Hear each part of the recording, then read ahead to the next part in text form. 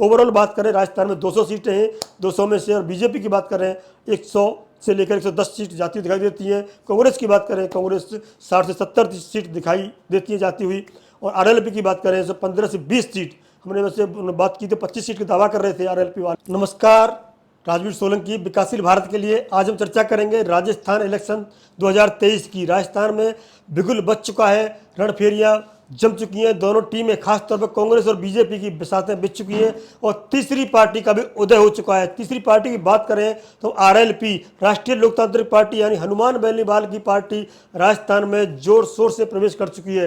राजस्थान की उदयमान पार्टी है, और ये बताया जाता है कि उन्होंने घर घर जाकर के, क्षेत्र क्षेत्र में जाकर के, खेत खलिहान में जाकर के लोगों से संपर्क किया है, और ये बताया है कि वो अपनी मौजूदगी प्रस्तुत कर रहे हैं। राजस्थान में वो विकल्प बनना चाहते हैं बीजेपी और कांग्रेस का। वैसे तो आम आदमी पार्टी और बीएसपी भी अपना खाता खोलने के लिए व्याकुल है, लेकिन राजस्थान की ज़्यादातर परंपरा रही है एक बार बीजेपी एक बार कांग्रेस, लेकिन इस बार आरएलपी यानी हनुमान बेनीवाल ने पूरी ताकत झोंक रखी है, घर घर जाकर के, दरवाजे पर जाकर के, कि वो तीसरी पार्टी का विकल्प बने। और संभावना ये व्यक्त की जा रही है अगर उनकी पार्टी 25 से ज़्यादा सीट ले आती है तो हो सकता है वो मुख्यमंत्री के भी दावेदार हो जाए। हनुमान बेनीवाल की पार्टी वास्तव में बड़ी जोर शोर से उभरती हुई पार्टी है राजस्थान में। अब हम बात करेंगे राजस्थान में क्या सर्वे, हमने जो सर्वे किया है राजस्थान में, उनके आधार पर बताएंगे कौन से जिले में कौन सी पार्टी कितनी सीट प्राप्त करने की स्थिति में है। अभी तक जैसे कि हम स्टार्टिंग करते हैं बाड़मेर की, बाड़मेर में 7 सीटें हैं, और 7 सीटों में से बीजेपी 4 और कांग्रेस 3 सीट पे अभी आगे सर्वे में बढ़त बनाई दिखाई देती है। भरतपुर की बात करें, भरतपुर यूपी से लगा हुआ क्षेत्र है, और यहाँ पर पिछली बार बात करें तो आरएलडी यानी राष्ट्रीय लोकदल के सिटी भरतपुर से विधायक हैं और मंत्री भी हैं, लेकिन इस बार स्थिति इस प्रकार है, 7 सीटें भरतपुर में, 4 पर बीजेपी और 3 पे कांग्रेस। हो सकता है कांग्रेस प्लस हो, यानी कि कांग्रेस के सहयोगी पार्टी आरएलडी इत्यादि हो। जैसलमेर की बात करें जो कि पोखरण के लिए प्रसिद्ध है, वहाँ रेगिस्तान का क्षेत्र है पूरा, परमाणु जो संयंत्र जो हमने विस्फोट किया था अंडरग्राउंड, वो जैसलमेर के पोखरण में किया था, वहाँ पर 2 सीटें, एक बीजेपी एक कांग्रेस, ऐसी स्थिति बनी हुई है। अलवर की बात करते हैं, अलवर हरियाणा गुड़गांव से और दिल्ली से काफ़ी करीब है, प्रभाव रहता है हरियाणा और दिल्ली का राजनीति का भी। और आपको देखा होगा मेव क्षेत्र है, बाहुल्य क्षेत्र है, वहाँ बीजेपी अलवर में 11 सीटों में से बीजेपी 6, कांग्रेस 4, आरएलपी 0, अदर्स 1, यानी कि स्थिति आरएलपी की यहाँ पे ज़्यादा स्थिति अच्छी नहीं है, लेकिन अदर्स की खाता खुलने की पूरी संभावना है। बात करेंगे बांसवाड़ा की, जो कि मध्य प्रदेश और गुजरात की तरफ लगा हुआ क्षेत्र है, वहाँ पर 5 सीटें, 5 में से बीजेपी 3 पर बढ़त बनाए हुए है हमारे सर्वे में, और कांग्रेस 2 पर। बात करते हैं 12 जिले की, 12 जिले में 4 सीटें हैं, जहाँ बीजेपी 3 और कांग्रेस 1 पे हमारे सर्वे में आगे जाती हुई दिखाई देती है। चित्तौड़गढ़ के बारे में पता होगी आपको, रानी पद्मावती के बारे में, जहाँ जौहर किया था और खिलजी और वहाँ के राजा के बीच में काफ़ी हंगामा हुआ था। उसके बाद अभी मूवी बनी थी, उसमें काफ़ी हंगामा हुआ था, और पिक्चर का नाम चेंज करना पड़ा था। मशहूर है वो कुर्बानी के लिए चित्तौड़गढ़, और ये आन बान शान के लिए जाना जाता है। वहाँ 5 सीट है, 5 में से 4 बीजेपी 1 कांग्रेस हमारे सर्वे में बढ़ती हुई दिखाई देती है। अजमेर 2 चीज़ों के लिए फेमस है, ब्रह्मा जी का मंदिर और अजमेर दरगाह के लिए प्रसिद्ध है, और वहाँ पर सीट है 8, और बीजेपी 4 पे बढ़त आगे दिखाई देती है, कांग्रेस 3 पे। आरएलपी के बारे में बताया था, हनुमान बेनीवाल की उपस्थिति अजमेर में भी 1 सीट के साथ खाता खुलता दिखाई देता है। बात करते हैं चूरू की। चूरू राजस्थान का ऐसा जिला है कि सबसे ज़्यादा गर्मी पड़ती है और सबसे ज़्यादा ठंड पड़ती है। कभी देखा होगा अपने तापमान की बात करें, सबसे ज़्यादा राजस्थान में तापमान, उत्तर भारत में तापमान चूरू में सबसे ज़्यादा रहता है, 50 से ऊपर चला जाता है, और जब ठंड पड़ती है तो माइनस में भी चला जाता है, 0 से नीचे भी चला जाता है। ऐसा जिला है चूरू। यहाँ पर 6 सीटें और 6 में से 4 पे बीजेपी, 3 पे कांग्रेस, 1 पे आरएलपी का खाता धीरे धीरे सभी डिस्ट्रिक्टों में सर्वे में आगे खुलता दिखाई देता है। बात करते हैं बूंदी जिला की। बूंदी के बारे में बता दूं आपको, बहुत पहले सुना होगा आपने, जो तलवारों से लड़ाई होती थी तो सबसे ज़्यादा प्रसिद्ध जो तलवार थी वो बूंदी जिले की थी। बूंदी की तलवार अपने आप में बहुत फेमस थी लड़ाई में। जितने भी राजा महाराजा दिग्गज लड़ते थे तलवार युद्ध में, जब महारत हासिल करते थे, तलवार मंगाई जाती थी, बूंदी से मंगाई जाती थी। 3 सीटें हैं, बीजेपी 2, कांग्रेस 1 पर हमारे सर्वे में आगे दिखाई देती है। बीकानेर के रसगुल्ले, बीकानेर की मिठाइयाँ, बीकानेर की नमकीन और बीकानेर वाला बीकानेर के बहुत फेमस है, और मिर्च बड़ा वहाँ का बहुत ही ज़्यादा देसी घी की बनी सामान, खासकर मिष्ठान और व्यंजन देसी घी में, शुद्ध देसी घी बनाए जाते हैं, उसके लिए बहुत ही फेमस है बीकानेर। और बीकानेर में 7 सीटें हैं, 7 में से 3 बीजेपी, 2 कांग्रेस, अन्य पर आरएलपी काफ़ी आगे दिखाई देती है।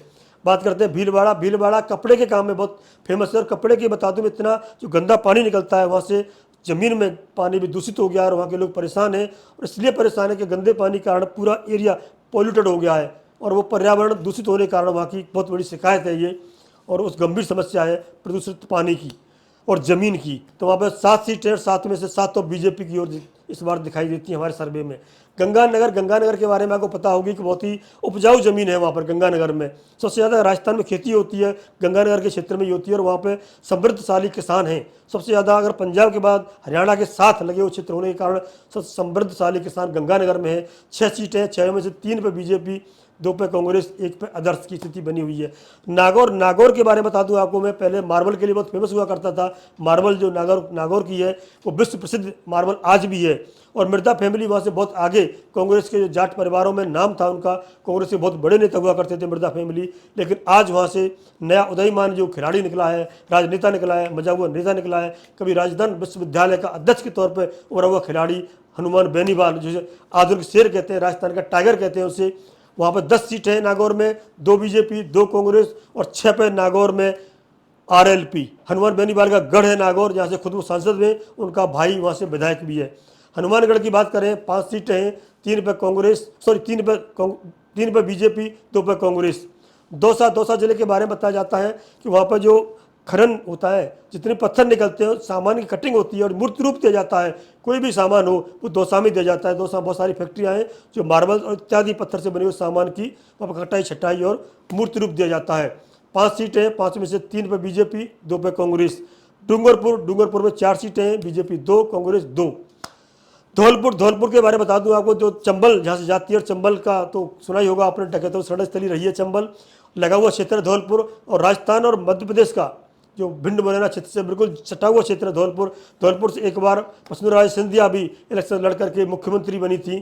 धौलपुर के विधायक भी रही हैं वो मुख्यमंत्री बनते समय राजस्थान की।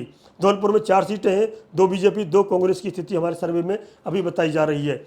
बात करते हैं जयपुर राजधानी है, और राजधानी होने के नाते बहुत महत्वपूर्ण है, और राजाओं के रजवाड़ों की सबसे मुख्य पसंदीदा जगह जयपुर रही है, और घूमने के लिए स्थान अच्छा है ही। साथ में राजनीति के तौर पर देखा जाए तो वहाँ पर बहुत महत्वपूर्ण स्थान है जयपुर का। 19 सबसे ज़्यादा सीट जयपुर जिले में आती है, 19 में से 10 बीजेपी आगे बढ़ती दिखाई देती है, और 7 पे कांग्रेस, 2 पे आरएलपी। यहाँ बताया जाता है आरएलपी धीरे धीरे अपनी बढ़ाती हुई दिखाई देती है। हो सकता है कि जयपुर जिले में आरएलपी कहीं ज़्यादा सीटें ले जाएं 2 से। अभी ये सर्वे में स्थिति स्पष्ट 2 की देती है, किंतु संभावना ज़्यादा की व्यक्त की जा रही है।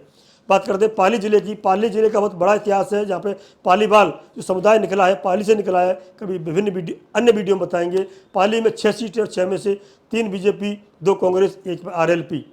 प्रतापगढ़ की बात करते हैं। प्रतापगढ़ में 2 सीटें हैं, दोनों पर बीजेपी अपनी बढ़त बनाए हुए है। जोधपुर के बारे में अच्छी तरह पता होगी। कपड़े और खासतौर पर बांदी का जो कपड़ा होता है बहुत फेमस है, और रेगिस्तान वाला जिला है जोधपुर। किले और राजा महाराजाओं के लिए जाना जाता है, अभी भी रजवाड़े बने हुए हैं वहाँ पर 10 सीटें, 10 में से 5 पे बीजेपी, 4 पे कांग्रेस, 1 पे आरएलपी ने धीरे धीरे सभी जिलों में, करीब आधे जिलों में अपना वर्चस्व बनाए रखा है। करौली की बात करें, करौली मंदिर के लिए फेमस है, जहाँ से यूपी खासतौर पर आगरा से लोग पदयात्रा जाते हैं। आगरा से करौली 300 किलोमीटर करीब बैठती है, और 300 से ज़्यादा भी, और वहाँ पदयात्रा करके जाते हैं। बहुत पूज्य स्थल है आगरा वालों के लिए, पश्चिमी यूपी वालों के लिए।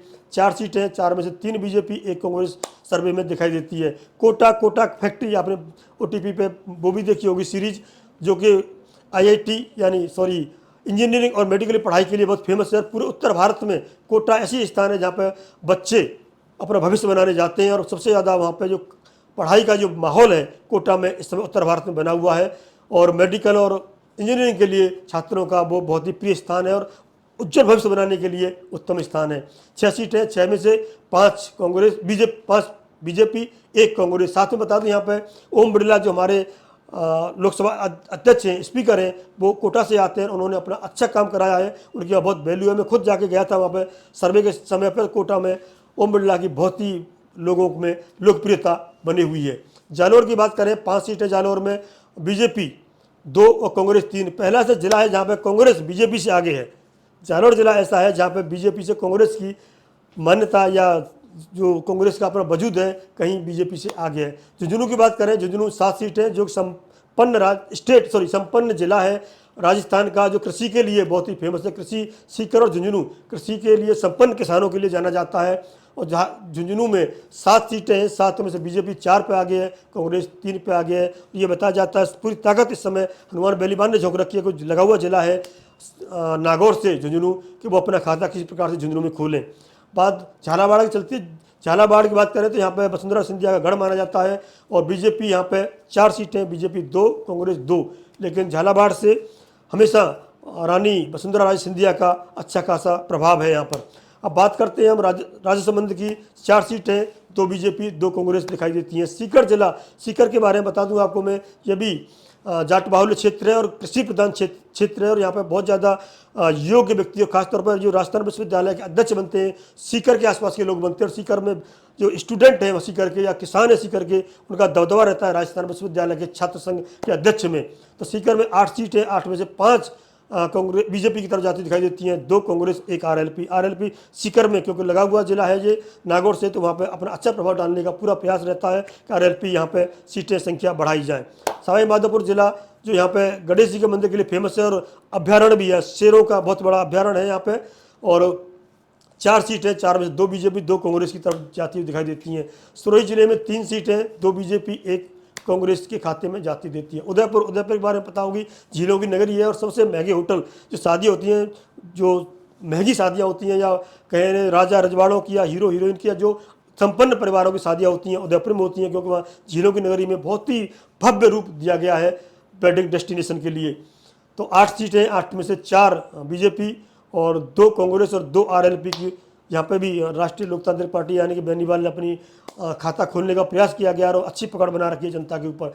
टोंक जिले की बात करें, 4 सीटें, 4 में से 2 बीजेपी, 1 आदर्श और 1 आरएलपी के खाते में जाती हुई दिखाई देती है। ओवरऑल बात करें, राजस्थान में 200 सीटें हैं, 200 में से, और बीजेपी की बात करें 100 से लेकर 110 सीट जाती दिखाई देती हैं। कांग्रेस की बात करें, कांग्रेस 60 से 70 सीट दिखाई देती है जाती हुई, और आरएलपी की बात करें तो 15 से 20 सीट। हमने वैसे बात की थी 25 सीट का दावा कर रहे थे आरएलपी वाले कि हमारे सर्वे में 15 से 20 सीट जाती हुई दिखाई देती हैं। आदर्श को 6 सीट खाते में देती है। इसमें आम आदमी पार्टी, बसपा, ओवैसी इत्यादि पार्टी शामिल हैं।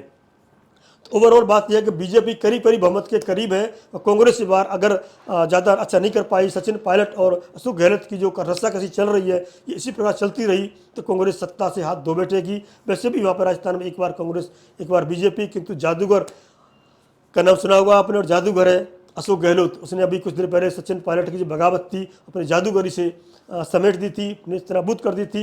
उसी प्रकार उन्होंने अभी नया दाव खेला है, 19 नए जिले बनाए हैं राजस्थान के अंदर। अचानक उन्होंने दाव खेला, 19 नए जिले बनाए और उन जिलों में अपनी उपस्थिति दर्ज कराई है। और ये जो उनकी मांगें थी, ज़्यादातर मांगें थी, उस सभी मांगों को मान करके जनता में अपनी पैठ बढ़ाने का प्रयास किया है। और राहुल गांधी ने देखा होगा अपनी जो भारत जोड़ो यात्रा थी तो राजस्थान में काफ़ी अच्छा समय दिया था और ये बताया गया था कि राजस्थान में जो प्रभाव है राहुल गांधी का, खासतौर पर भारत जोड़ो रैली का पड़ेगा, लेकिन बहुत अच्छा अभी दिखाई नहीं देता क्योंकि दोनों की लड़ाई वहाँ पे स्पष्ट दिखाई देती है। लेकिन साथ में बीजेपी के बारे में बता दूं, यहाँ पे महारानी वसुंधरा राजे सिंधिया और केंद्र नेतृत्व के बीच में 36 का आंकड़ा है, उनकी बिल्कुल नहीं पड़ती। कई बार उन्होंने आपने देखा होगा कि वहाँ पे भारतीय जनता पार्टी ने अपना प्रदेश अध्यक्ष को हटाना पड़ा सतीश पूनिया को, और सीपी जोशी जो कि न्यूट्रल है उनको वहाँ पर अध्यक्ष बनाया गया।